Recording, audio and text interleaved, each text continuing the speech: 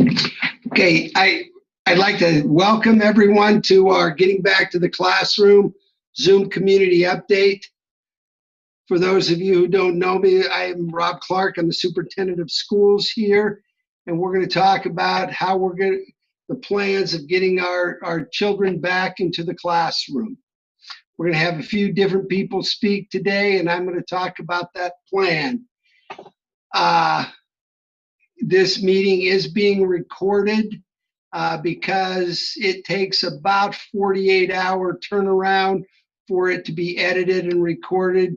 We hope it will be up for other people to view on Monday, but for sure it will be there on Tuesday. So if you had a friend or a neighbor who didn't get a chance to see it, please check the website late Monday or sometime on Tuesday, and it will be up and ready to go. I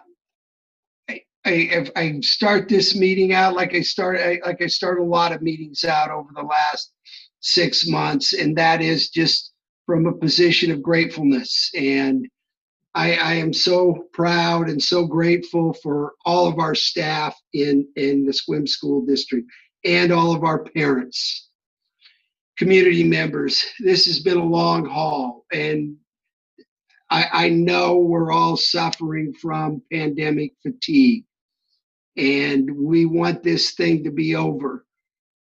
We all do.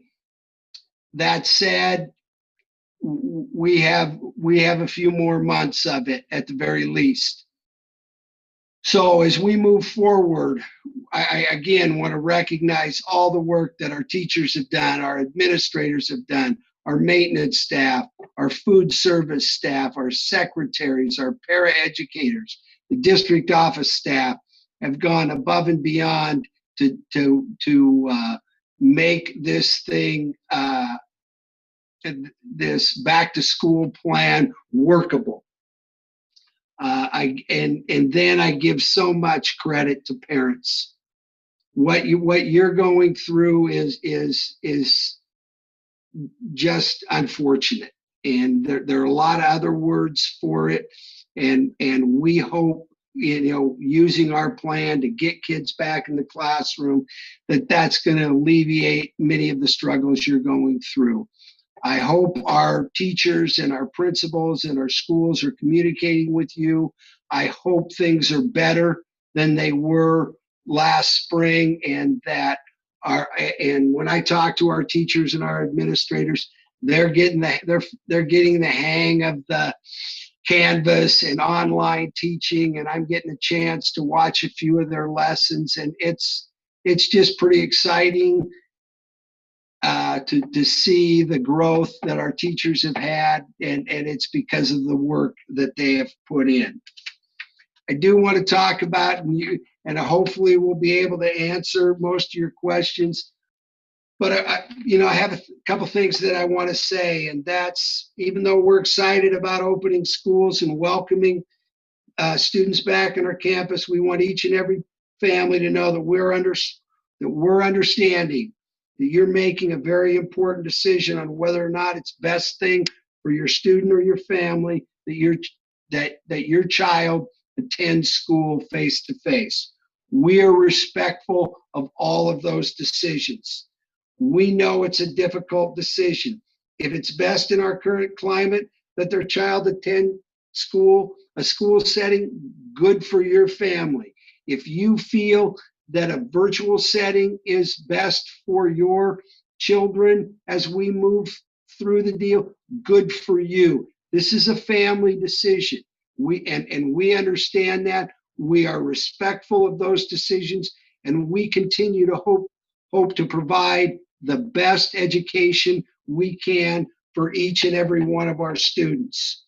We know every family has a unique set of circumstances. We don't all walk in the same shoes, and we need to be adaptable and flexible to meet the needs of every one of our students. As we phase in students, we've set October 12th as the date for our plan to kick in that the board passed in August. What does that mean? What does that look like? We're putting approximately 50 students in each one of our buildings.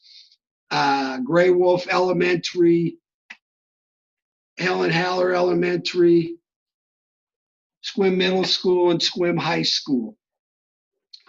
And those students are going to go to school on an AABB schedule. Again, what does AABB mean? That means if your child is an A, they'll go to school on Monday and Tuesday.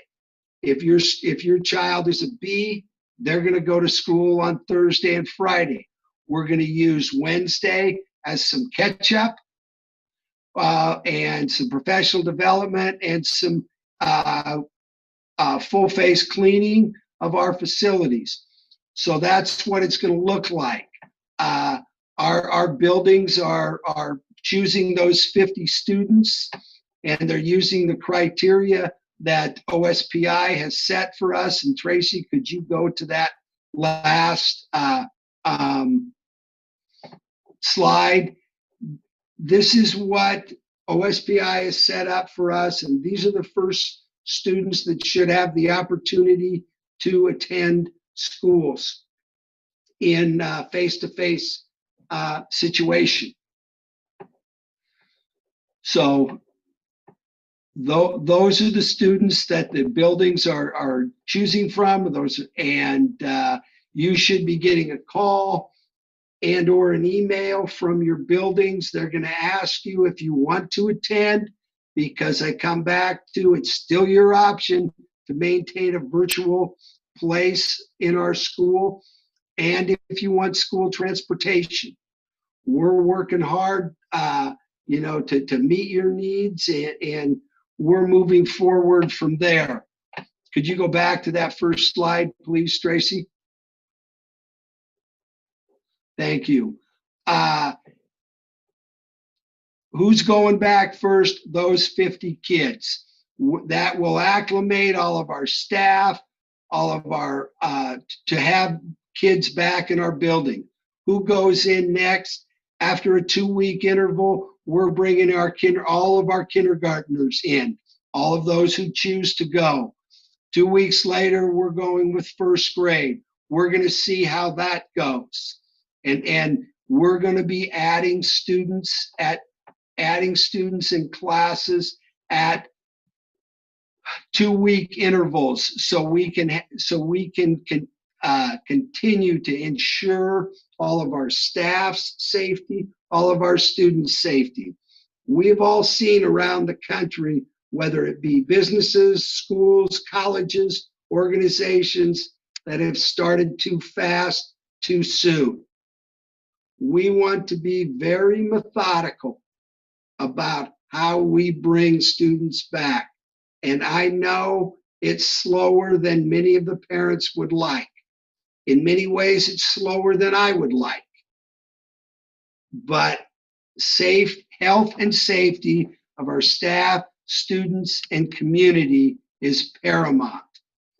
And we do not want to get in a situation like the high school in Georgia who made the national news with full scale. They started up full scale, no mask, no everything.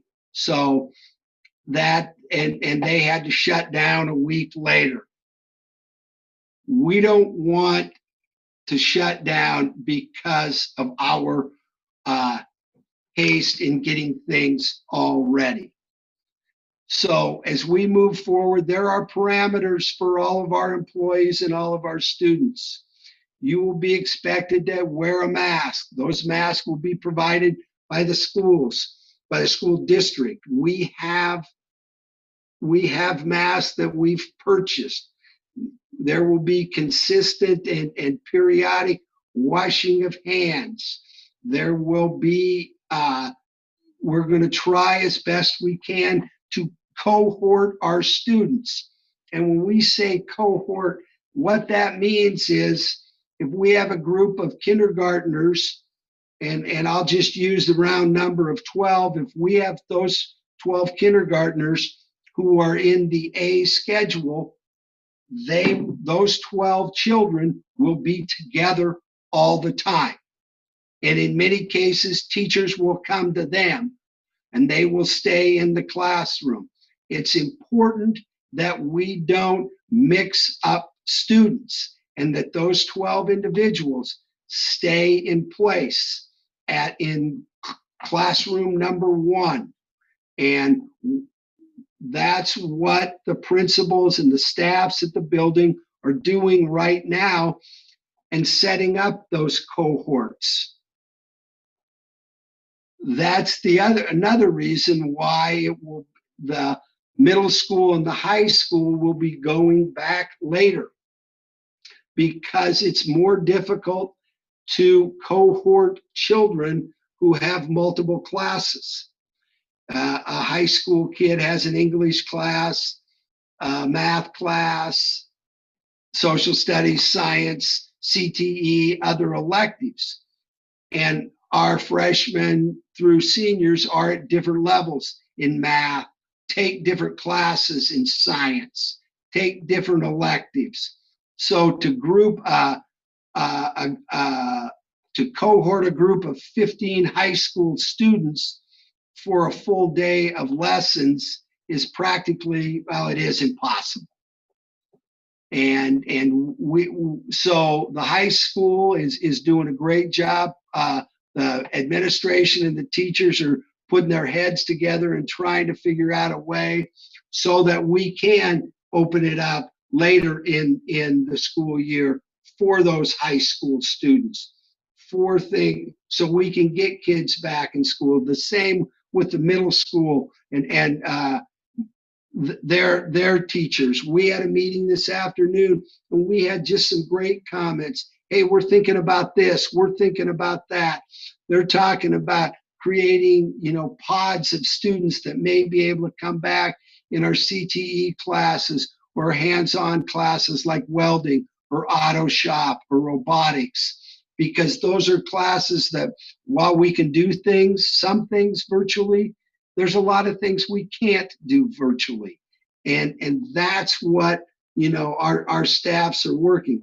Though it does, one size doesn't fit all when you're looking at elementary schools versus middle schools versus high school.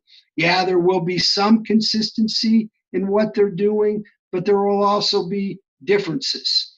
And you will hear from those building principals in the next week or so as they articulate their building's path forward. And buildings will be communicating with their parents, perhaps with a Zoom meeting, perhaps with updates through Skyward, email, and other pictures. But I want to emphasize this.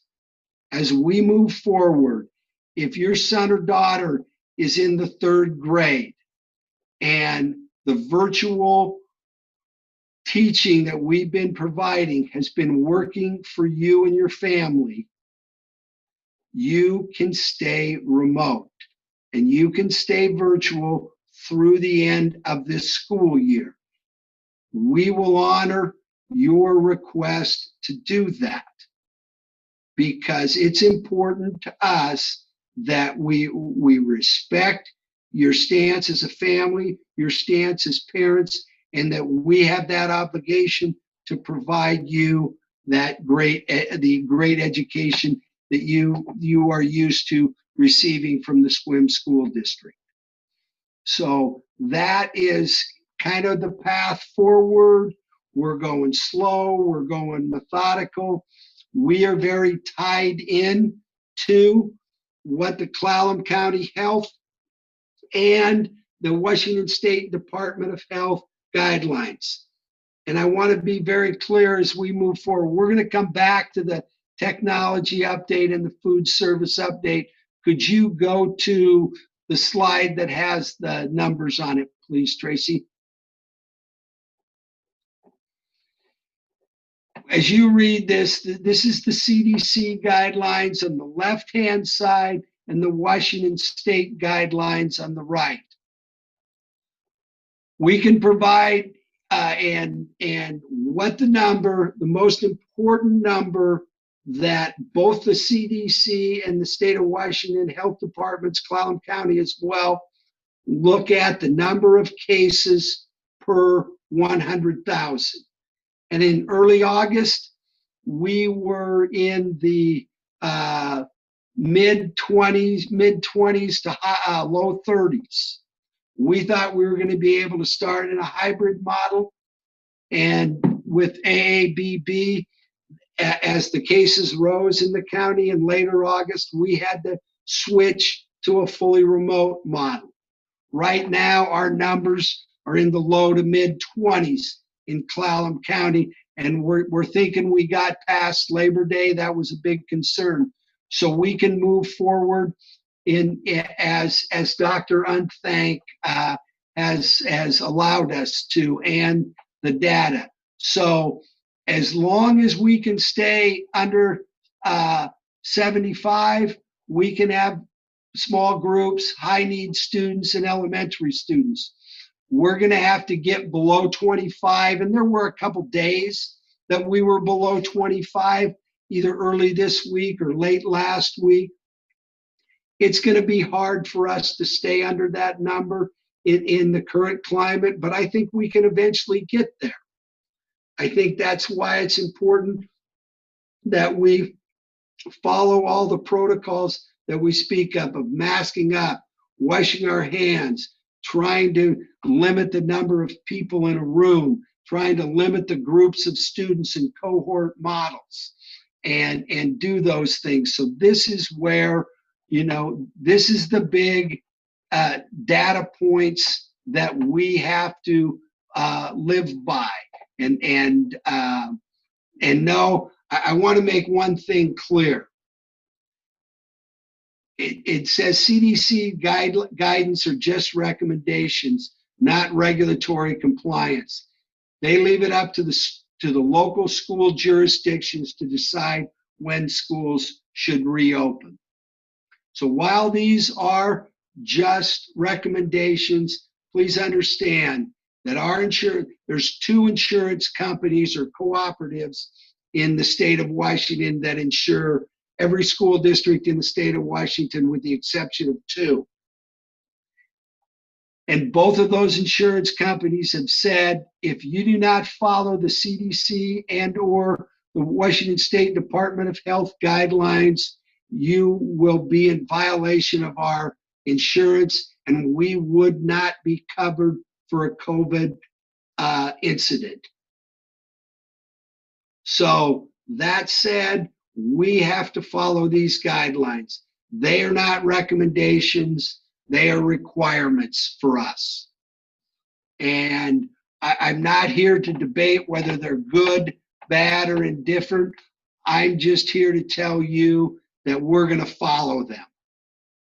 And we're going to do the best we can to keep all of our students safe. Let's go back to that original slide, please, Tracy. I'm going to have some things to say at the end. I'm going to go to our food service director, Meredith Arsenault, and she's going to talk a little bit about food service for the next couple of months. Hey there, everybody. Thanks for joining us tonight. What we're doing right now, I want to kind of give you an update as to how things are going right now and what we're going to look at when we get the students back in school.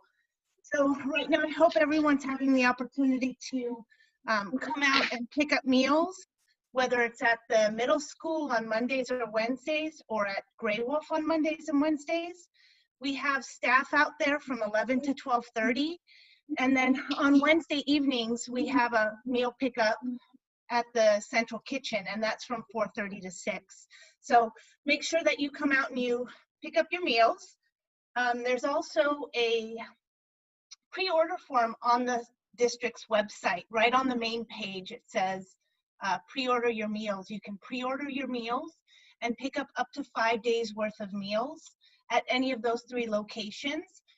In addition to that, we've got our bus routes that we've got going every Monday and Wednesday. And on those days, Mondays, you'll get 2 days worth of meals. So you'll get 2 breakfasts and 2 lunches. And then on Wednesday, you'll get 3 breakfasts and 3 lunches. So you'll get a total of 5 days worth of meals. If you want to come and have a pre-order set up, you can do 5 days worth of meals. So you only have to show up one time and get the week's worth of breakfast and lunches. So the pre-order is a really great way to do it. So that's kind of what's going on right now. The meals that we're doing right now are federal regulations have allowed us to provide free meals through the end of December or through to winter break. And so there's not any money that's going to be collected when you come to get your meals. You can just show up and you'll be given breakfast and lunches. The free and reduced applications still need to be filled out. Those are important for other programs within the district. So if you normally apply with a free or reduced application, please make sure that you get that in for the district. They have other things that are tied to it, including sporting fees and things. What else do I want to mention? Oh, when we get back into school. So once we have the students into school, we will be bringing breakfast and lunch out to them. They'll get 2 meals on, if they're an A schedule, they'll get a breakfast and a lunch on Monday, and then a breakfast and a lunch on Tuesday. It'll be a hot lunch on those days. And on Tuesdays, we have the ability to send meals home with them for the 3 days that they're not in school. So we will have a bag of breakfast and lunch for them. Now, if they're on the B schedule, what'll happen is same thing. They'll have a breakfast and a lunch on Thursday and a breakfast and a lunch on Friday. And then when they're headed home, they will have a bag that they can take home. So if you have any questions, feel free to reach out to me. You can check with the district and get my phone number. But thank you so much, and make sure that if you need meals, you're coming out and getting food.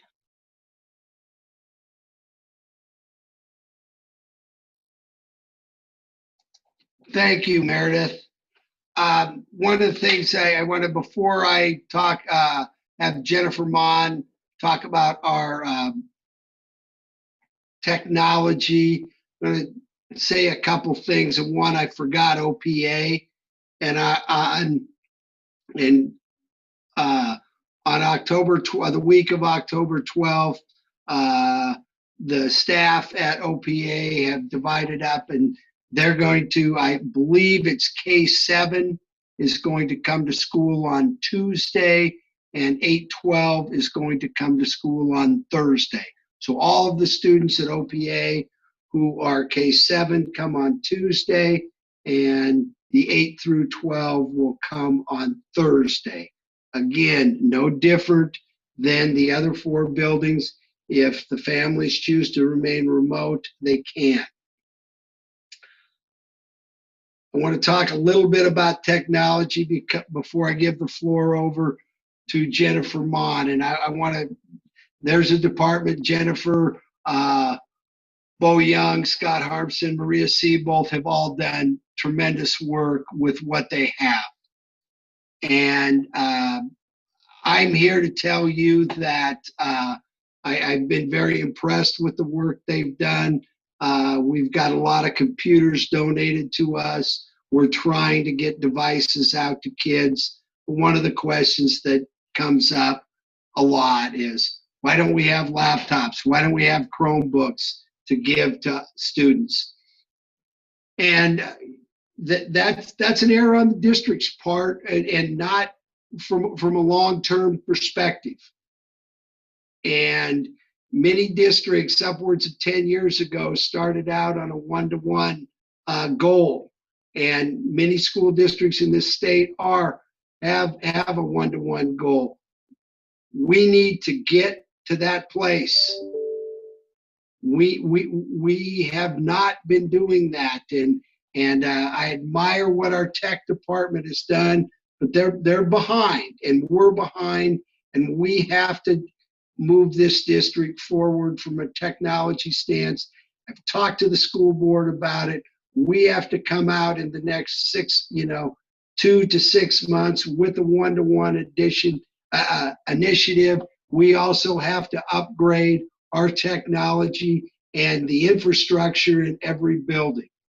I'm not here to throw anybody under the bus over the last 10 years. I'm just here to tell you that we should be doing better than we are, but I'm impressed with what we are doing with what we have. So you're going to hear me talking about this very much in the future. And I just want you to know that I wish we were in a different spot, but we're not. And so with that, again, I give this over to Assistant Superintendent Mon, and give us a technology update, please.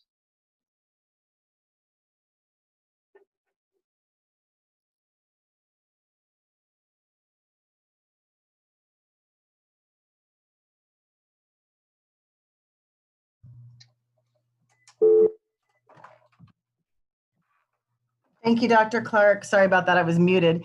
So just a few things that are happening over in technology right now. We are continuing to get devices out to students. At last count yesterday, we've given out 450 devices to families that have requested them. You can continue to request devices. Right now we have desktop computers to give out. They do come with headphones, a microphone, and a webcam. So if you did not pick up a headphone set or a webcam set in the prior pickups, please go ahead and just email distancelearning@sequimschools.org, and distance learning is all one word, and let us know that you didn't receive either the headset, microphone, or the webcam, and we'll get those to you right away. There's a few infrastructure systems that we're going to start working on once we get devices out to students so that we can handle the capacity of all the new devices at the schools. As Dr. Clark said before, we are a little bit behind on our infrastructure, and right now we have to do some pretty large upgrades to our server and our systems in order to get all the devices that we need to have online. So Bo's group is working on that, and we will get started on that shortly. So you'll see some better service at the district, and probably when you're logging in to get into the systems in the at the district level. As most of you know, we've gone to Canvas K-12, so that's one learning management system, and I hope that is a little bit easier for families with multiple students and for the remote learning. We're getting teams up and working. We've had a few glitches with that, and we don't know what we don't know until we get into it. So there's still some glitches with teams that we're working on, but we seem to have gotten most of those sorted out. Again, if you're having a problem connecting at home, having any issues, go ahead and just email the distance learning at sequimschools.org, and we can respond to those relatively quickly. We have 3 full-time staff members in technology, not including myself. And I am not a tech person, but I can get some of the tech items done. But I just want to tell everyone, thank you for your patience as we've gotten this up and go, the remote learning up and going. It's a really big lift, and we've had 3 or 4 people to help us do that. So they've done an amazing job in getting us as far as we've gotten this far. In terms of internet service, Dr. Clark and I spoke tonight. There's going to be some information coming out next week. If there's a family that you know of in need that needs internet access, we might be able to help them, and we'll get that information out sometime next week. And I believe in terms of tech, I think that's all I have right now, Dr. Clark, unless you wanted me to answer any other questions that came through while you've been on. And that's it. Okay, thank you. No, I don't have any other questions as we move forward. And like I said, we want to get, I would, and she's not really prepared for this, but I'm going to ask Megan Like, our communications director, to just speak very briefly on the communications you will be receiving, should have been receiving, and will be receiving in the next few weeks.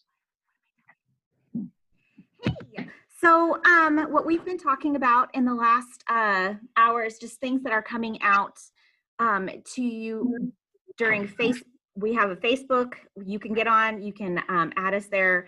If you are not receiving any of our updates that come out on Wednesdays around 5 o'clock, then I would suggest you go into your settings for your email and make sure that it's not going in your junk mail. We do have that opportunity. We are making sure on our end that everything is being able to be streamlined. If you are not getting information, please call us. We would love to take your phone calls. I would love to speak with you. I know our building staff has been working tirelessly.